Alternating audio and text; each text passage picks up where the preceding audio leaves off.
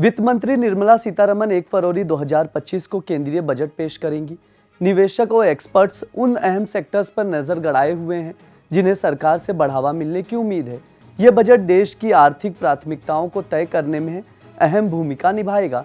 कुछ सेक्टर्स को ज़्यादा फंडिंग, इंसेंटिव्स और सुधारों से फायदा होने की उम्मीद जताई जा रही है। मार्केट के जानकारों का मानना है कि इस बजट में डिफेंस, PSU यानी पब्लिक अंडरटेकिंग सेक्टर्स और इंफ्रास्ट्रक्चर जैसे सेक्टर्स पर खास ध्यान दिया जाएगा। जानकारों से बात करके पता चला कि उन्हें इन सेक्टर्स से इस बजट में क्या उम्मीदें हैं। अरिहंत कैपिटल मार्केट्स के रिसर्च हेड अभिषेक जैन ने बताया कि आने वाले बजट में इंफ्रास्ट्रक्चर सेक्टर सबसे ज़्यादा अहमियत रखेगा। ग्रामीण इंफ्रास्ट्रक्चर पर खास ध्यान देने की ज़रूरत है। इसको लेकर बजट में कुछ ऐलान भी हो सकते हैं। अटके हुए बड़ा इंफ्रास्ट्रक्चर प्रोजेक्ट्स को पूरा करने के लिए भी कुछ पहल की जा सकती है। इस कैटेगरी में 18 स्कीम्स हैं और जुलाई 2024 में पिछले बजट के ऐलान के बाद से इनमें औसत 10.89% की गिरावट आई है।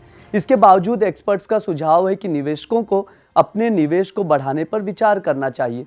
अभिषेक जैन का कहना है कि पोर्टफोलियो का एक उचित हिस्सा इंफ्रास्ट्रक्चर और कैपिटल गुड्स सेक्टर की अच्छी कंपनियों में लगाने से संभावित मुनाफे का फायदा उठाया जा सकता है। रिस्क को कम करने के लिए धीरे धीरे निवेश करने की रणनीति भी अपनाई जा सकती है। फाइनेंस रेडियंस के संस्थापक और certified financial planner Rajesh Minocha का कहना है कि इस बजट में ऊर्जा, रेलवे और रक्षा जैसे क्षेत्रों में निवेश बढ़ाने पर ध्यान दिया जा सकता है। इसके अलावा गवर्नेंस में सुधार, कर्ज का पुनर्गठन और ग्रीन एनर्जी की तरफ बढ़ने जैसे कदम भी उठाए जा सकते हैं। इस कैटेगरी में लगभग 6 फंड हैं जिनमें जुलाई 2024 में पिछले बजट के ऐलान के बाद से औसत 15.58% की गिरावट आई है। डिफेंस फंड्स के मामले में सरकार का ध्यान इस बजट में ज़्यादा खर्च की बजाय खपत बढ़ाने पर होगा। साथ ही पिछले 10 सालों में भारत का डिफेंस पर खर्च दुनिया के मुकाबले काफ़ी तेज़ी से बढ़ा है।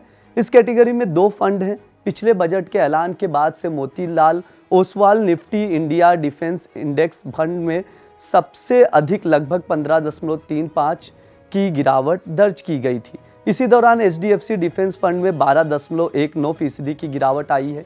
हालांकि डिफेंस सेक्टर पर आधारित फंड निगेटिव रिटर्न दे रहे हैं, लेकिन एक्सपर्ट्स का कहना है कि निवेशकों को अपने निवेश को बनाए रखना चाहिए। मुंबई की wealth management firm plan ahead wealth advisors के CEO विशाल धवन का कहना है कि सरकार के बढ़ते खर्च और रणनीतिक पहलों के चलते डिफेंस सेक्टर का लंबे समय का दृष्टिकोण सकारात्मक है। दुनिया में बढ़ते तनाव और भारत के आत्मनिर्भर होने के प्रयासों से घरेलू डिफेंस कंपनियों के ऑर्डर और रेवेन्यू में बढ़ोतरी हो रही है।